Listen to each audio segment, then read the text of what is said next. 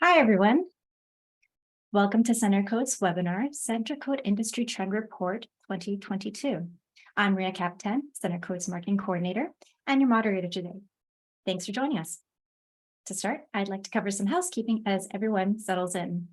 I'll be recording this webinar and will send the deck and recording within the next day or so.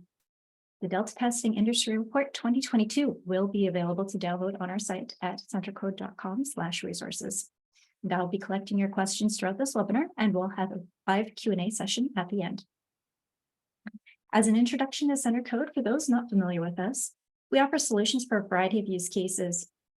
Firstly, we help companies bring their products to market by engaging with their target market so they can collect useful feedback to make their product launch a success.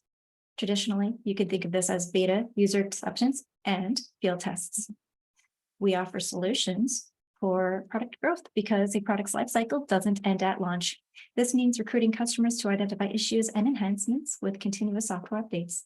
This might sound familiar as progressive delivery, early access, or advisory boards. Next is customer zero. In other words, your employees. By gathering employee feedback early, you'll be able to establish product culture within your company and make some product improvements along the way.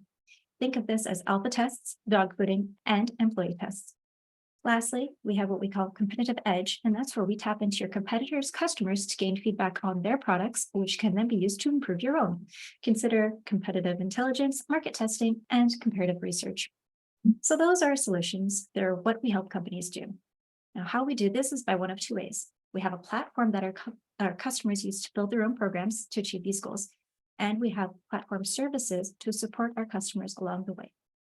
Now, whether they're traditionally a tech company like Fitbit or Cisco, or integrating technology into their offerings like Ford or Procter & Gamble, we partner with a wide range of companies to help them make products that delight their customers. Now, with all of that said, I'd like to hand over the controls to Chris Rader, Product Director at CenterCode, and our host. Thanks, Chris. Hey, Ria, and hey, everybody else.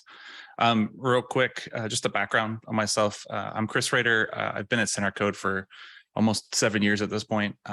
Before that, I worked at Western Digital, so well-known hard drive company. There, I worked in user research and beta testing. So that's kind of how I made my way to CenterCode.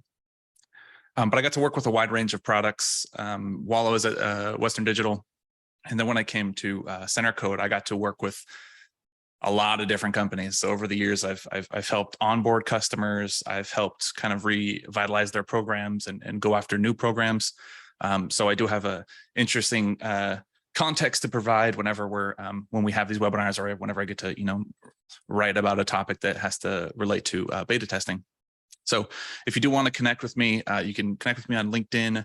If you do have any questions about the webinar or what's going on at CenterCode, you feel free to reach out to me at my email. It's just chris@centercode.com. Pretty simple. And today, I'm really excited about this. This is something I was able to actually, bring to CenterCode a couple of years when I came here. It's the industry survey that we do every year. So I have just a brief agenda that can help kind of identify what's going to be happening just during this webinar. So first, I want to just set some context, like what the survey is, what's and some basic data to say like who are the respondents. The next section is kind of like the Sports Center. It's more like highlights, just like here's just quick little information. They're like the top trends that we have. The next section is actually something new that we're trying out, and it's looking at what's going on in the industry around us and how that relates to the data that we have and user testing as a whole. Finally, taking action. So looking at those, what's going on with the data that we have, what's going on with the world around us, and then how can we leverage user testing to kind of counteract or help in those situations. And at the end, we're going to wrap it up with questions that hopefully you guys are asking to Ria just throughout the webinar. So happy to answer those at the end. If you don't feel like answering them here, again, feel free to reach out to me via email. It's pretty easy. I'm happy to respond. I love responding to those questions. So with that said, let's hop into this. So to kind of set the scene for everybody, we just did this webinar in June. So we have the report that is being built. I think by the end of this, we'll actually be able to send out the report or have that available to everybody. But it's our 6th annual survey. It was managed by me this year. Traditionally, it's been managed by me in the past, but we brought in a researcher a couple of years ago, and she kind of took it over. This year, I got the chance to try it again and kind of go through the data, handle all the responses. So with that being said, I did modify some questions between last year and this year. I added a couple things, like I have like a mini desirability study, saying the words people would use to describe their beta test. So that's just one example of one of the things that's changed. And this year we got around 192 respondents. So it's a pretty good amount of respondents for our survey. So let's look at the company sizes. While we have a majority of them, around 64%, were pretty big. They had over 1,000 people. We did have people that were between that range, and then some that are under the 200 range that did respond. So that gives us, a nice little range to work with in terms of data.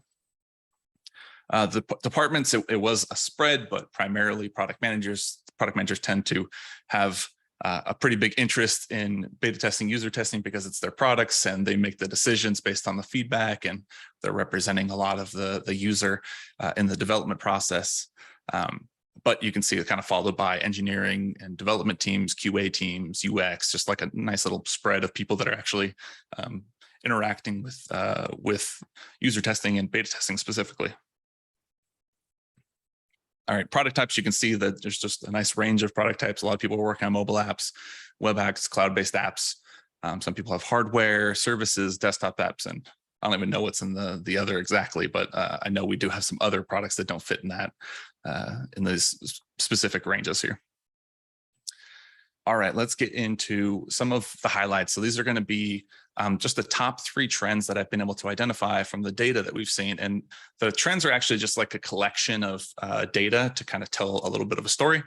So if you've seen any of our other reports, that it's relatively similar. We'll identify a trend that has, a set of data that kind of backs it up.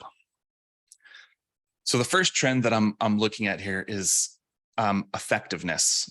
We did a question that basically had your ability to rate what programs, what user testing methods were most effective at improving the product. So we're happy to hear it, but customer beta tests were ranked #1, which is, it's interesting. It's at a really good time in the development lifecycle. It's more likely to actually receive updates because it needs to happen before it goes out the door if it is something critical. But the people in the survey responded with, they felt customer beta testing was the most effective form of it, followed by surveys and, going to, and then the huge list of things. You'll actually be able to see the actual rankings in the industry report. It'll show those. I just listed the top 3 here. And what's interesting with this and how it kind of ties into the next data set is customer beta tests are effective, but they're probably the harder of the 2 to actually do, right? It takes a lot more time to run a beta test than it does to a survey.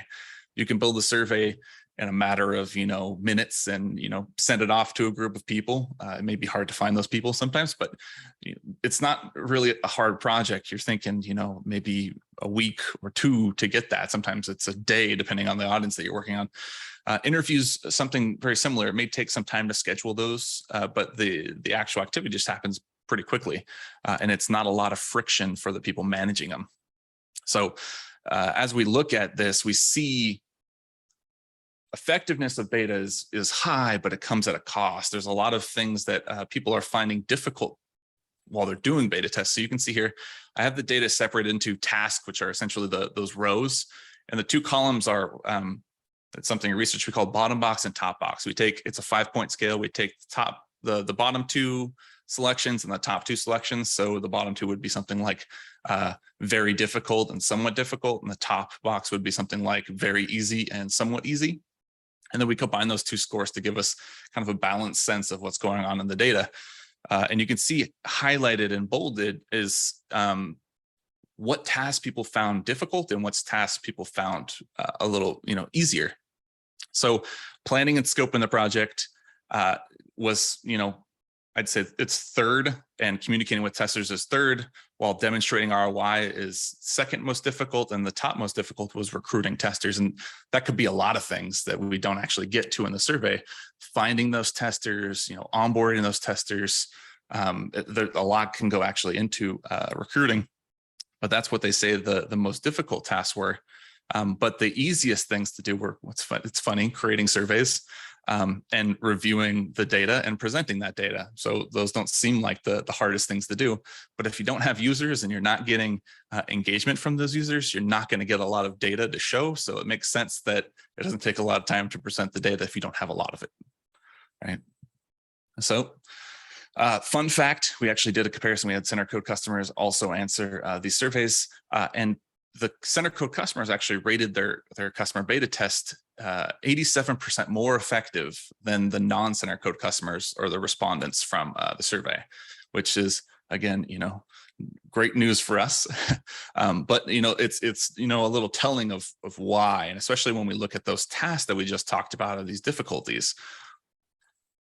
Also, Center Code customers rated those tasks easier in Center Code, which again makes sense. Center Code's designed to do beta testing. It's designed to perform these tasks. So a lot of people are using, and you'll see later in this result, they're using a lot of tools that don't necessarily make sense, or they have to really make them flexible or bend them to do what they want to actually conduct a test. But you can see recruitment's easier, communicating with testers is easier, organizing the data is easier. It's all centralized inside Center Code. But hands down, the tasks were just easier with Center Code. So shameless plug, it's easier with tools, but really what I'm kind of focusing on is using things that aren't necessarily designed to get what you want, which is going to affect your effectiveness and the difficulty of your tasks. Now, the second trend with our nice chef in the background is there's a lot of different ways to, in the sense, cook something, right? There's a lot of different ways people are running beta tests. And this is something we've found for years. Some of you call it user acceptance tests. Some of you call it field test or beta test or validation test. There's a lot of different terms for it. And every company might have a different department doing it. So there's different processes in different companies. And this is really what I'm looking at here. And, pardon my funny expressions on the right, but the top one that I'm looking at, the 22%, where I'm calling it, to hold my beer, is the people that are winging it. They don't have a process that's very reactive. I'm just going to figure out how to do this test. I don't know exactly how I'm going to do recruitment. And if I run into problems, I'm going to deal with it as comes, which again, those are going to really affect your effectiveness ratings and the difficulty of tasks. Because if you're having to react to everything and figure it out, like, you're going to spend a lot more time doing the tasks within a beta test. The next one down, I know some of this is I have some processes, but not a lot. So maybe they have processes for their recruitment, or maybe just for reviewing and triaging feedback, but they don't necessarily have a process for getting engagement right. Like, how often should I be sending communication to get tasks done, or how long should I wait before getting an update out, or how long should I wait for responding to that specific feedback? So the 35% represents the majority of people that have some but not total. At the bottom, we got kind of our leaders. The 19% are people that do have defined processes. For a majority of them, say it's a standard process. And the bottom one, the IM speed, my son loves cars, so this is a Lightning McQueen thing. But they're focused on improving. They're focused on getting better. So they have processes, but they're also using change to improve those things. So they're getting more efficient. They're becoming more effective. So that 15% represents the people that are looking at their process, saying, what can I tweak? What can I make better? And how can I get better results out of my testing and spend less time in it ultimately?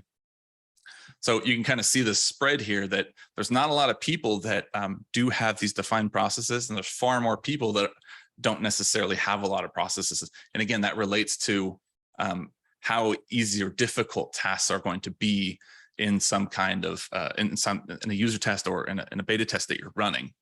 What's nice with something like Center Code is, like, these things are baked in a little bit more, so you're going to see slightly different easiness and difficulty ratings for using it. And like I mentioned in the earlier, one of the things that I added this year was this desirability study. So I put on the survey, I think it was roughly 20 words that they could choose from, and I asked them to select three words that best describe your program.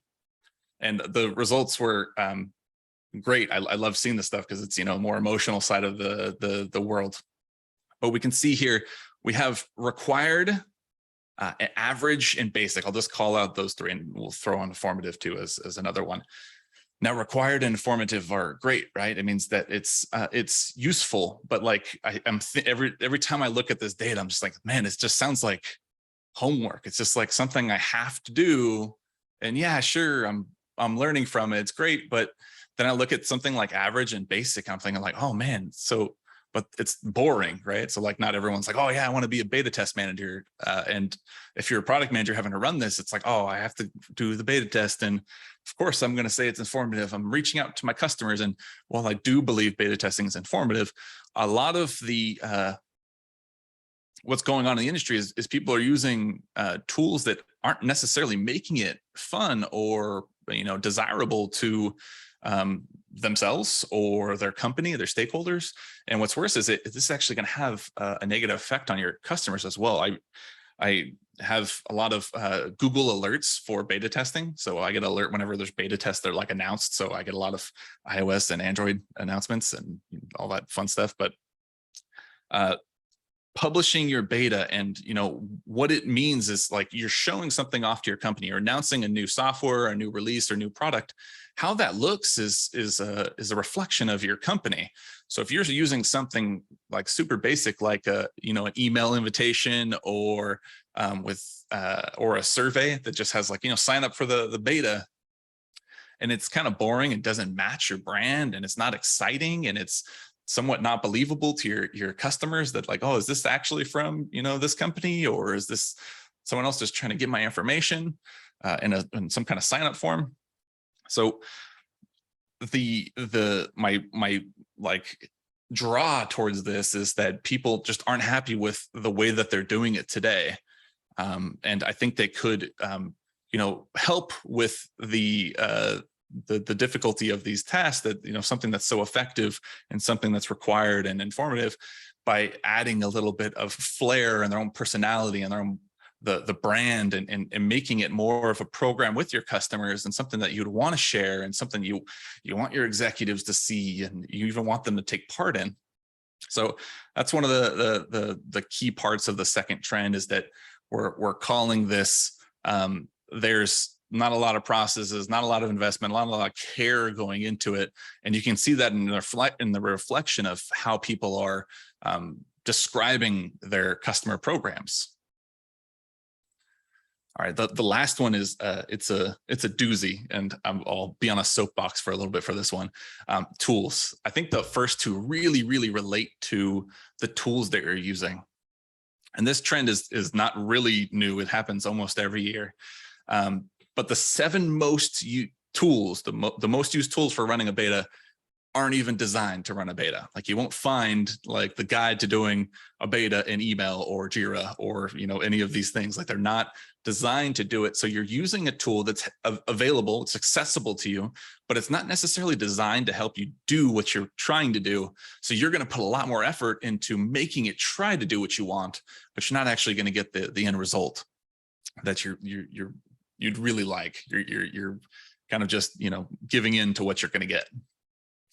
The one that kills me, because I've done this, our previous company, I worked in the beta team collecting email. 70% of the people are using email to collect feedback. And I don't know if anybody on the call or the webinar knows that they've been in here. Like, this is painful. Like getting an inbox full of emails from testers, if you're getting responses from testers at all, it's a nightmare. It's just like added work on top of my Jira, on top of my, my just internal stuff going on inside the company. People asking me for some product manager, so I get a lot of feedback. We do run betas. Luckily, I don't have to receive email feedback. I get feedback from our center code implementation that we run our betas on.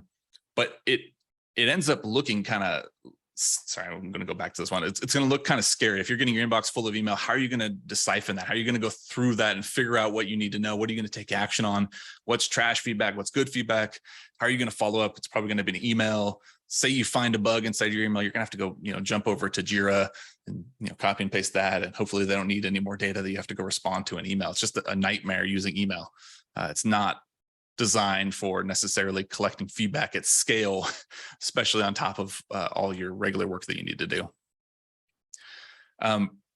And you can kind of see in this next one, we asked the question about, are you satisfied with the personnel available to help with testing? A lot of people are kind of, one man, one woman shows that they're just running the test themselves. Maybe they have some support from a UX team to write a survey, or maybe they can level up feedback to a QA person or support person if it's, sound information. Not everyone has a full team available. And what we're seeing is it's actually less, like people don't have a full team. 0% were very satisfied with the amount of resources or personnel they had available to help with these tests. And less than 1 in 5 were somewhat satisfied. That leaves everybody else, then they're like, it's all right. Maybe it's not so great. And then everyone else is like, no, it's not great. So that's pretty telling.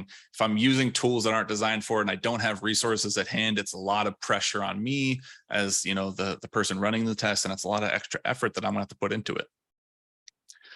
And you can see this is actually a resource that I use for help training some of our sales team and even some of the marketing team. Is like I took this example, and this is a dummy inbox, but I put feedback inside this form, and I wanted to show hey, can you imagine this? Imagine seeing your inbox full of feedback, right?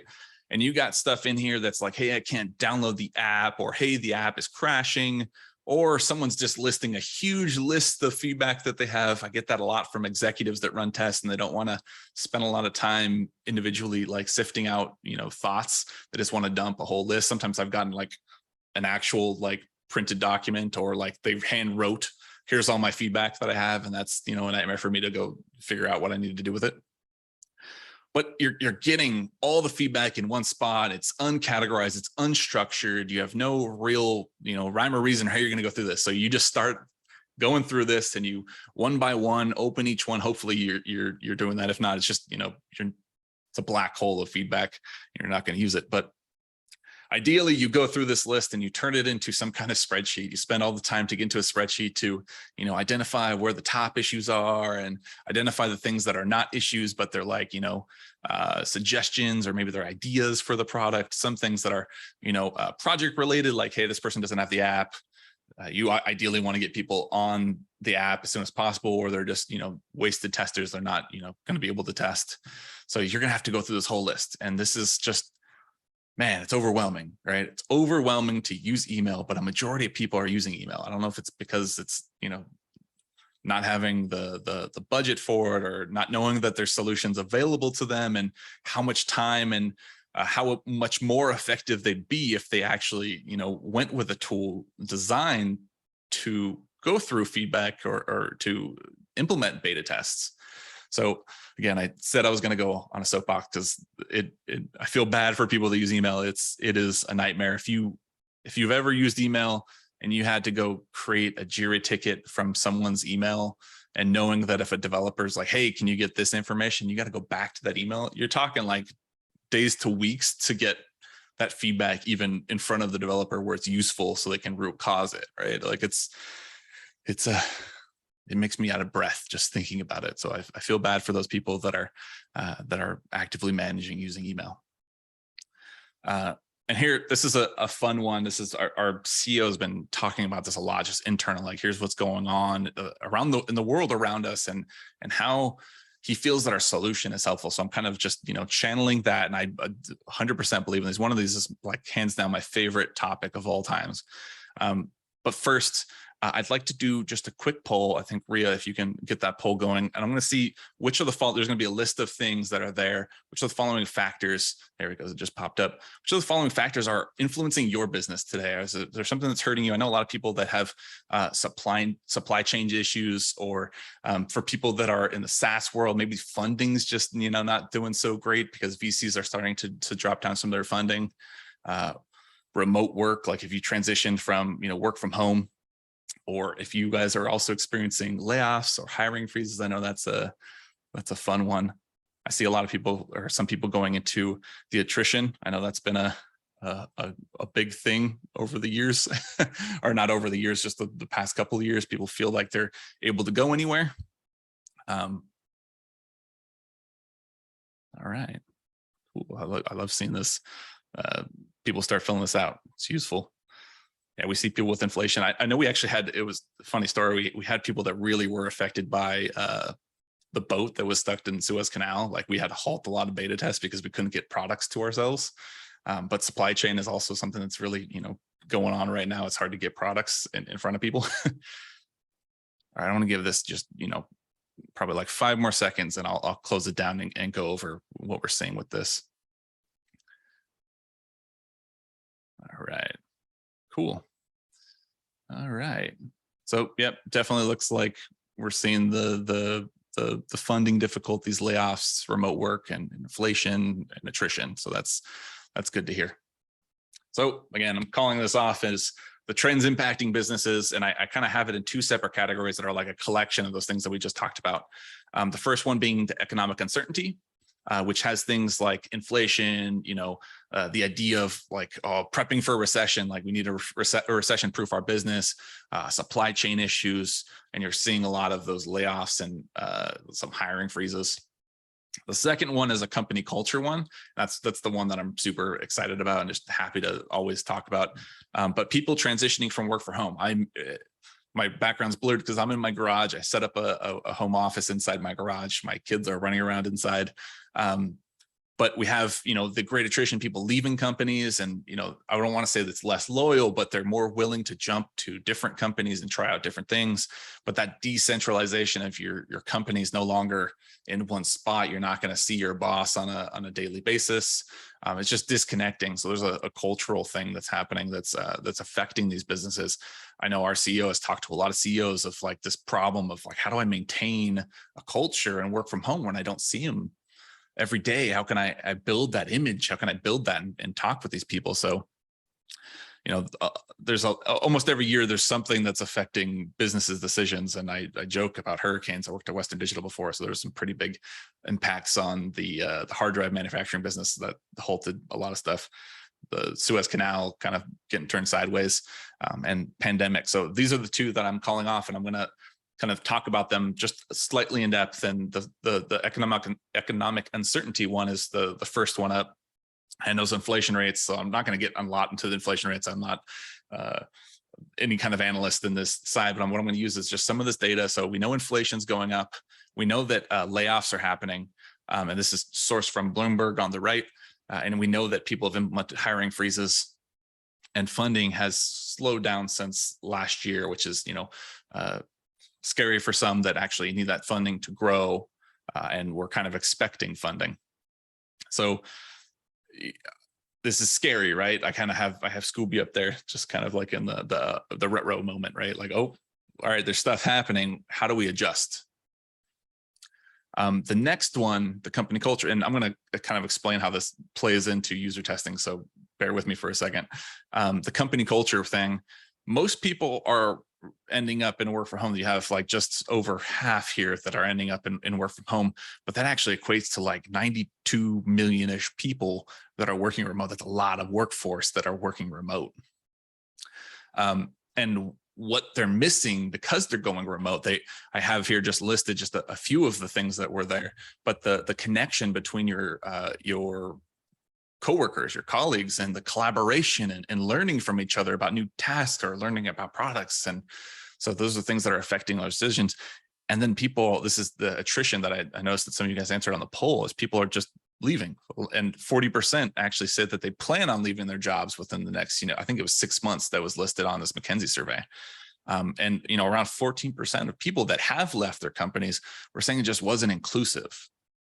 So I have this next one, like, okay, let's see how we can take action specifically with your using testing program. You're here to learn just about trends in the industry for user testing, not about trends that are happening in the economic world, but this is how I think user testing plays into those specific trends.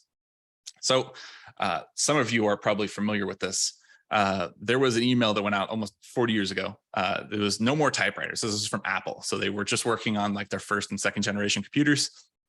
And Michael Scott, this one, not that one, actually sent this email saying that there would be no more purchase of typewriters. And you can see in this last line here, if we believe that typewriters are obsolete, let's prove it inside the company and try to convince before we try to convince our customers. So this is, if you kind of catch my drift here, it's the dog fooding. It's using your product. But this was a top-down initiative set from Apple, the CEO down, right? So kind of like the hoorah moment, like, oh yeah, let's get rid of typewriters. Right. Funny enough, I was actually just scrolling Apple's site. They actually have typewriters on their site, so they didn't actually, beat them up. I wonder who won, Apple or the typewriters, but I want to say Apple still won. They definitely won. All right, so if you do want to learn more about the history of dog fooding, because I'm going to talk about it just really briefly here, you can check out our blog on dog fooding. So it's you can also just Google center code dog fooding, and this would probably pop up for you. But there's like a nice little brief history of dog fooding at different companies. You can see Google on there, Windows, HP, Microsoft, like the biggest companies do it. A lot of our customers do that on a regular basis. But we'll get into these trends and kind of make our way towards the end over here. So dog fooding, employee testing, essentially, if you're not familiar with the term dog fooding, it's a beta test, but it's designed for employees, right? You're giving your products to employees. And what I believe that's doing is uniting your company in a common goal. Now, this may not be how your dog fooding program is set up, but what I'm suggesting is possibly a way of shifting that or pivoting that or maybe remarketing it to your company. If you believe in your solution, you're going to use the product, right? So if everyone in your company is using that product and you don't like things, like you have more of an incentive to try to get that fixed, because it's like, oh, I believe in this. I want this to work in the world. I have, financial gains if this does work in the world. You're going to know that product better because you're using it, right? And so we're all working on the product now. I remember I worked at Western Digital, and I didn't work on every single product that came out, so I didn't know everything, but we had a program that allowed me to see these new products beforehand. So I understood what that product did, how it related to my product, and kind of this, like, it build up a standard for what we're looking at in the products that we're releasing. And then you get to collaborate with others because you're working with other teams on giving feedback on the product and learning about the product together. So it's really establishing this culture of using the product to, make a change, and just maybe you're disrupting, a market, or maybe you're just introducing something that's better, or you're trying to reach the masses or make something like accessible to somebody, depending on the solution of your product. But dog fooding is a way to unite your company in a common goal, right? To bringing better solutions to the market by you using it. So some kind of dog fooding in practice, these are kind of like tips, advice, and how to get started, or like ways that you can talk about it and how it affects culture. There's a lot of companies, especially our customers, that onboard new hires with dog fooding. So part of their onboarding packages that they're going to get, they're likely going to get a product, and they're going to be onboarded into the community, the ability to talk about the product. And now they have access to all the people that are working on the product, and they don't need to figure out who they need to go to. They go into the project and they can give feedback, and they can be heard and talk to and interact with other people. That platform that they have is the ability to provide frictionless feedback. So they don't have to jump through hoops to give that feedback to deter them from wanting to provide that feedback. They get to collaborate across different teams. They get exclusive access to the product. So it's a way to kind of position the dog fooding program as like, you're going to get it before customers. You're going to see it. You're going to have influence. And we're really going to try to break those remote barriers by uniting, again, against this common goal and working in this program. So I love talking about dog fooding. I'm going to talk about it for ages. We're going to get into the next one now. But dog fooding is helping with that work from home culture. It's establishing a new product-centric culture that you can actually, again, unite around. You can work together to deliver a better product to your market, and you're going to do a better job by knowing the product. So that's our pitch for dog fooding and helping in a work from home and a company culture that's kind of dissolving and decentralized. The next one is that economic uncertainty. I'm sure some of you guys feel this pressure. Just you need help. The idea is that companies are releasing really quick, right? Products are coming out quicker. There's, agile and, continuous development, or producing stuff very quickly.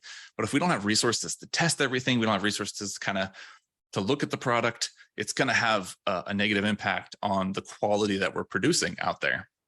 And we have this report, again, this is linked and you'll see it in the deck. But if you want to look at Center Code software development infographic, that will pop up. But what it's saying is that people are producing faster, but there's not a lot of resources to support it. So the ratio of developers to QA is pretty skewed in the developer sense. There's far fewer QA people, and it's having an impact on the quality of the product. And that's just kind of more extreme in environments where hiring freezes and layoffs are happening. So we know that there's fewer resources to support our testing.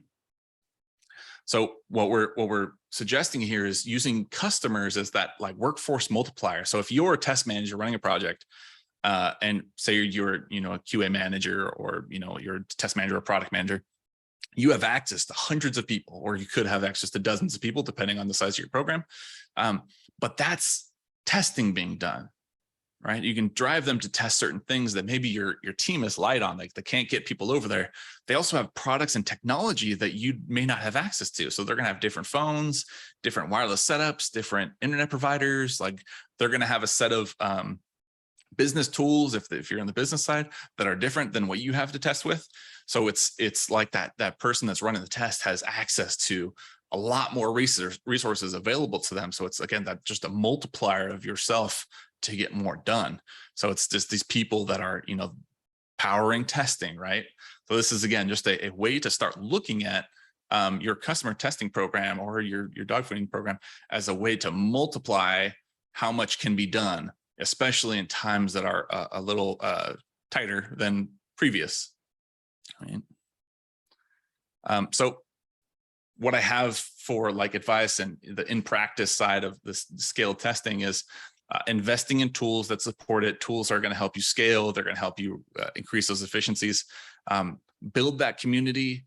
A great way to build community is you can actually announce on BetaBound. That's our test community of over, I think it's definitely over 250,000 people now.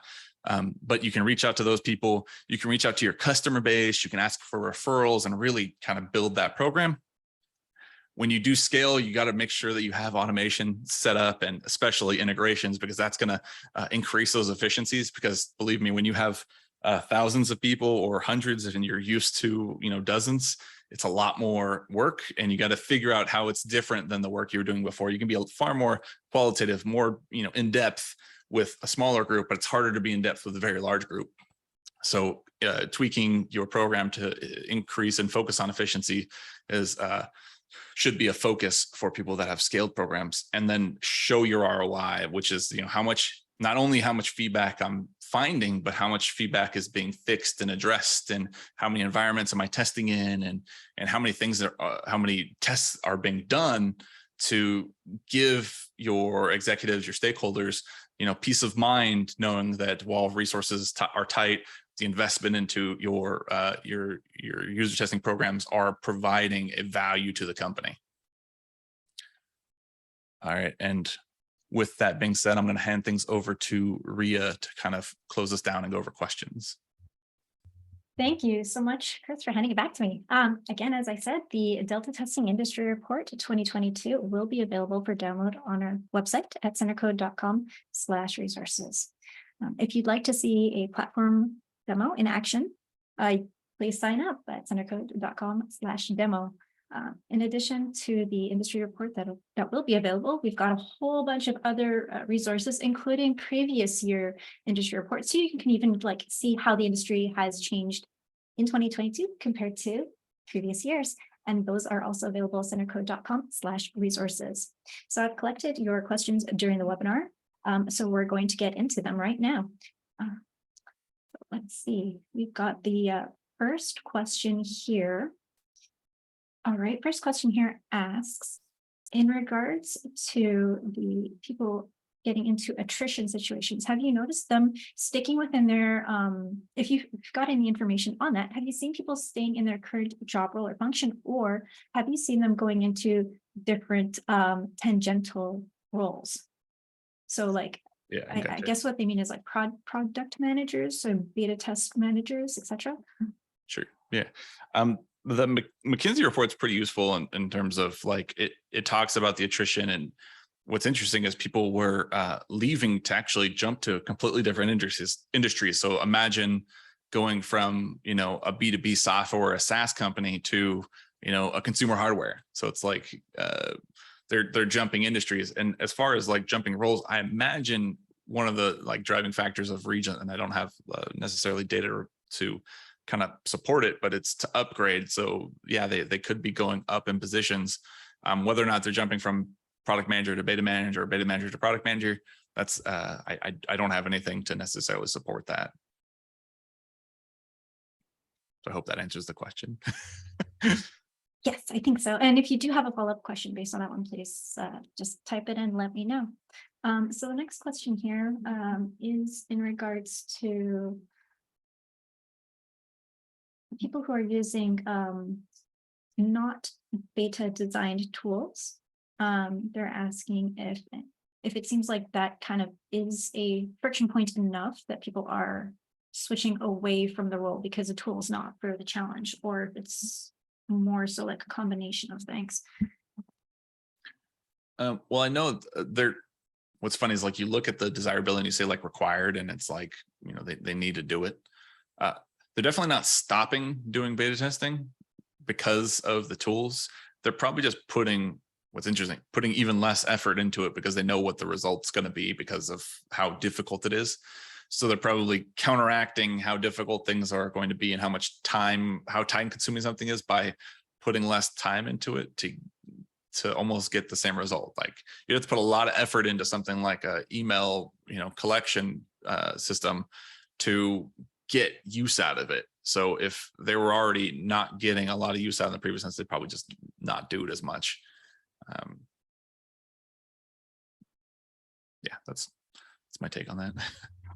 Thank you. Yes, another question here. This one kind of plays into company culture. Are there any insights into how to build that culture as people are going more remote, and that might be, shaking up the dynamic of how people interact with each other in their companies? Yeah, I would use. Senecode has a lot of resources, so asking that advice and using some of the data that we have and then shopping that around, like I would definitely start working my way up as like, here's an idea to help with that.